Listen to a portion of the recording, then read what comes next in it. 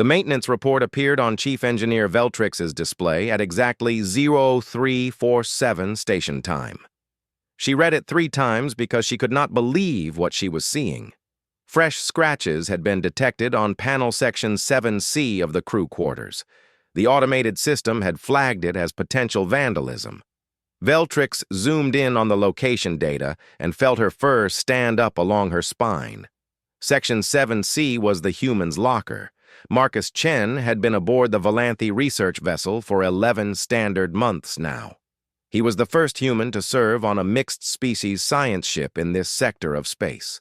The Valanthe Council had been nervous about the arrangement.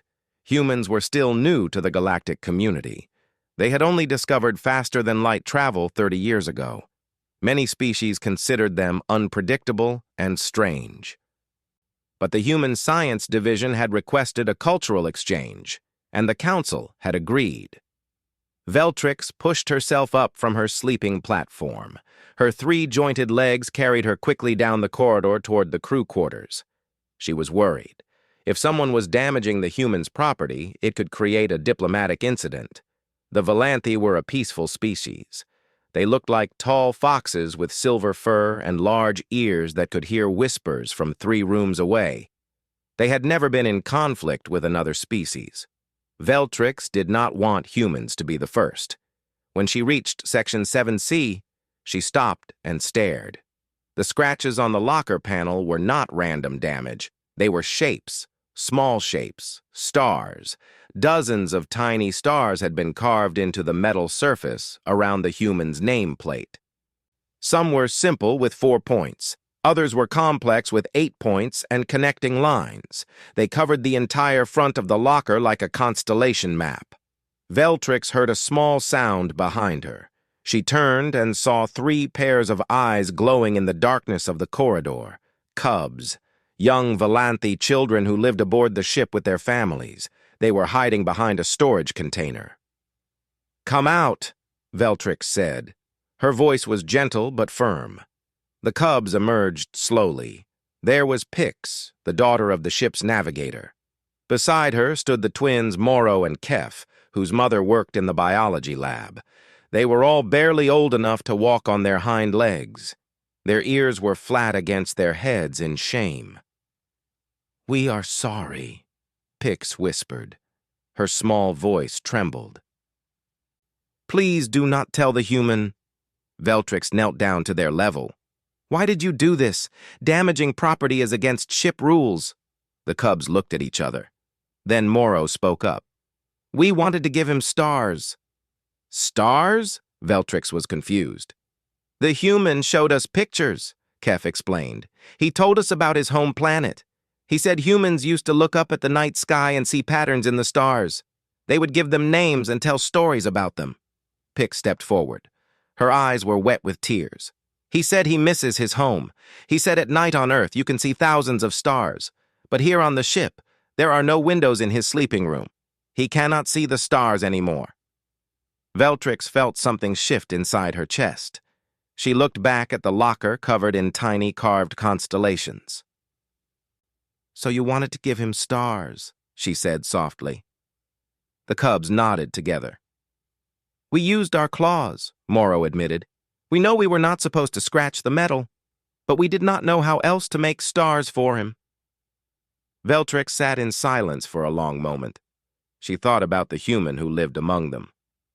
Marcus Chen was quiet and polite. He worked hard in the engineering section. He never complained about the food that was unfamiliar to his biology. He never complained about the cold temperature that Valanthe preferred. He learned their language and their customs. He always had time to talk to the cubs when they found him in the corridors. The cubs adored him. Veltrix had noticed this weeks ago. Whenever Marcus walked through the common areas, the young ones would follow him like small shadows. He would tell them stories about Earth. He would show them pictures of oceans and mountains and forests. He would describe rain and snow and sunshine. The cubs had never seen a planet like Earth. They had been born on ships and space stations. To them, Marcus was a gateway to an impossible world. "You should not have damaged the locker," Veltrix said finally. But I understand why you did it. The cubs looked up with hope in their eyes. I will not report this as vandalism, Veltrix continued, but you must tell the human what you did. You must apologize to him directly. Can you do that? The cubs nodded quickly. The next morning, Veltrix waited outside the crew quarters. She watched as the 3 cubs approached Marcus Chen when he came out of his room. The human was tall by Valanthe standards. His skin was brown and warm-looking. His eyes were dark and kind. Good morning, Marcus said, smiling down at the cubs. You 3 are up early. Pix stepped forward. Her voice shook as she spoke. Human Marcus, we have done something wrong. We have damaged your locker. We are very sorry. Marcus looked confused. He walked to his locker and saw the stars carved into the metal. His expression changed. His eyes grew wide. His mouth opened slightly, but no words came out. We wanted to give you stars, Morrow said. You said you miss seeing them. We wanted you to have stars on your sleeping room door. We used our claws, Kef added. We know it was bad. We will accept punishment. Marcus Chen did not say anything for a long time. Veltrix watched him carefully. She saw his hands tremble slightly. She saw him blink several times. Then she noticed something she had never seen a human do before. A drop of water fell from his eye and rolled down his cheek. Human Marcus? Pix sounded scared. Are you damaged? Did we hurt you? Marcus knelt down quickly. He gathered all 3 cubs into his arms and held them close. The cubs made surprised sounds but did not pull away. No, Marcus said. His voice was thick and strange. No, you did not hurt me. These are happy tears. Humans make tears when we feel very strong emotions, sometimes when we are sad, sometimes when we are so happy we cannot contain it. He pulled back and looked at the cubs. His face was wet, but he was smiling wider than Veltrix had ever seen. This is the most beautiful gift anyone has ever given me, Marcus said. You gave me stars. You gave me my own sky. The cubs began to bounce with joy. Their tails wagged so hard their entire bodies shook. You are not angry? Pix asked. Never, Marcus said. I will keep these stars forever. Every time I see them, I will think of you. Word spread quickly through the ship. Other crew members came to see the carved locker. At first, some of the adult Valanthe were upset about the damage, but when they heard the story, their attitudes changed. By evening, something unexpected began to happen. Other cubs wanted to add stars, too. They asked Marcus for permission. He said yes. Then the adult crew members asked if they could contribute. Engineers brought tools that could carve more precisely. Artists offered to add details. Within a week, the entire wall around Marcus Chen's quarters had been transformed. Stars covered every surface. Constellations from Earth were recreated based on pictures Marcus provided.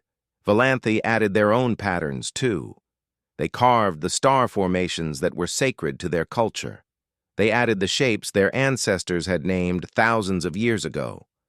The wall became a meeting of 2 peoples, 2 histories, 2 ways of looking up at the universe and finding meaning. The ship's captain made an official announcement.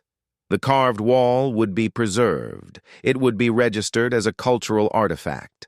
It represented the first true bond between humans and Valanthe, not a treaty, not a trade agreement. Something deeper, a gift of stars from children who wanted a lonely stranger to feel at home. Marcus Chen stayed aboard the vessel for 3 more years. He became fluent in Valanthe. He learned their songs and their dances. He taught human games to the cubs and watched them grow.